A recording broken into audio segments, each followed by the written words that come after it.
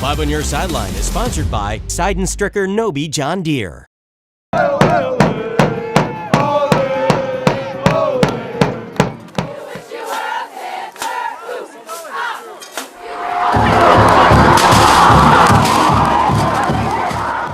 Welcome into Five on Your Sideline. I am Corey Miller, and you may have noticed we've got a new face tonight. Annie Kroll, welcome to the show. Thank you so much, Corey. I'm so excited to be here. I really couldn't have come at a better time. We're in the middle of high school football playoffs. I mean, come on, and we're going to have to do a lot of kickoff, no pun intended. Let's start with some district semifinal highlights. I love it. Let's get to the highlights.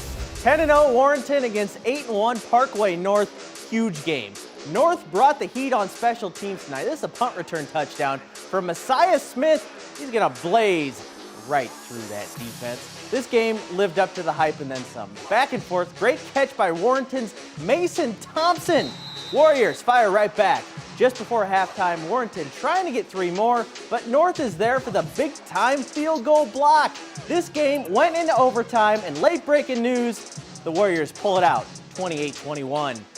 CBC's Jeremiah McClellan wearing a boot and missing tonight's game at Marquette. Cadets knocking at the door. This pass is going to be deflected, and Robert Williams is going to grab it. Now, mind you, he already had 1 pick 6 in the game, and guess what? You can make it 2. He will go end-to-end. Lafayette takes a 28-21 lead. Marquette takes a 28-21 lead. Second half, CBC back near the goal line. The give is going to be to Courtney Rivers, and he is not going to be stopped. That score makes it 30-28 Cadets, and CBC goes on to win a close one, 44-35. Vashon and Clayton Brentwood combined for a team this year, and they've made it to round 2 of the playoffs. Clayton driving at the end of the first half. Nick Shamel to Aris Harris. Check out that stiff arm he just put on, right in the face. They're in the red zone. However, Vashon gets a huge goal line stand on 4th down as the first half ends. This one turned into a nail-biter, folks, but Clayton Brentwood moves on with a 23-22 victory. Now, let's swing it over to Annie Kroll, who has more on one of the biggest games of the week. Exactly, Corey. Let's head over to Rockwood Summit now. It's been another undefeated season for the Falcons. The Fenton, Missouri team had an undefeated season 2 years ago, now pointing to their laser-focused secondary defense and an explosive running back for sealing a 9-0 record. The last time Summit was undefeated, it was back in 2021, reaching the playoff quarterfinals. Now, Coach Eric Stewart says they have a hungry group of seniors who were sophomores on that former undefeated team, including running back Elijah Stevens. Stevens had a personal best of 24 touchdowns this season heading into this weekend. Summit keeping their eyes locked on the semifinals and becoming the most successful team in school history.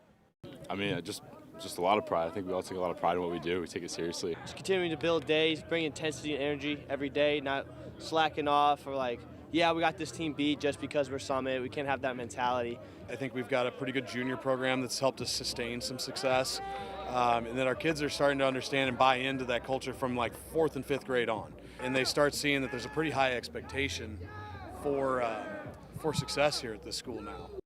Standing in the way of the Falcons tonight was Parkway West. The Longhorns lost to Summit just 2 weeks ago.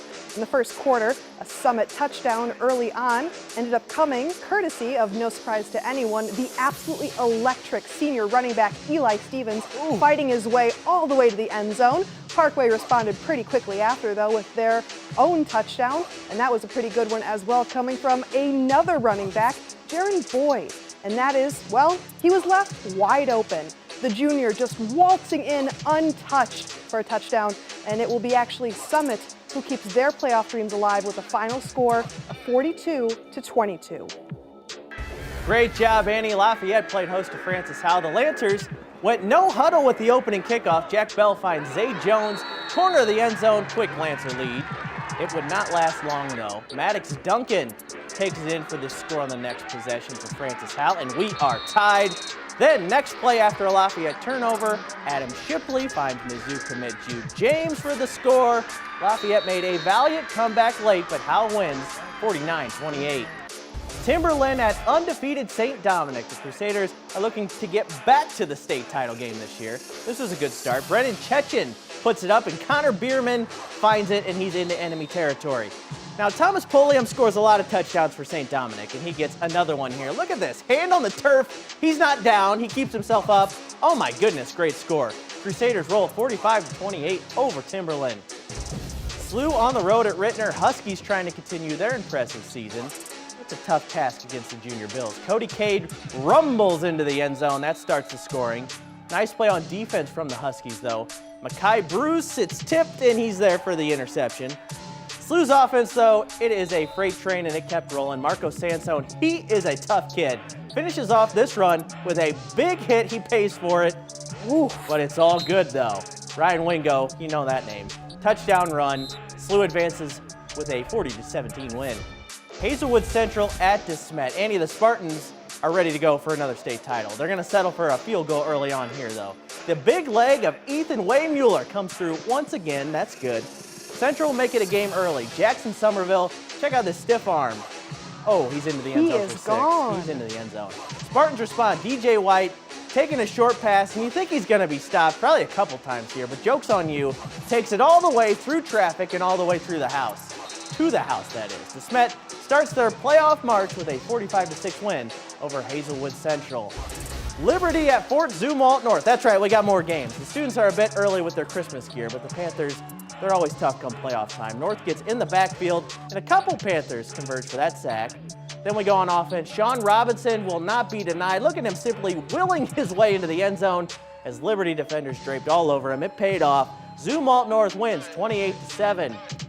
It's not just football. We got some new state champs to celebrate today as well on the volleyball court. Congrats to Incarnate Word and Lafayette. They won their respective class volleyball state championships today in Cape Girardeau. Well done to all of those athletes.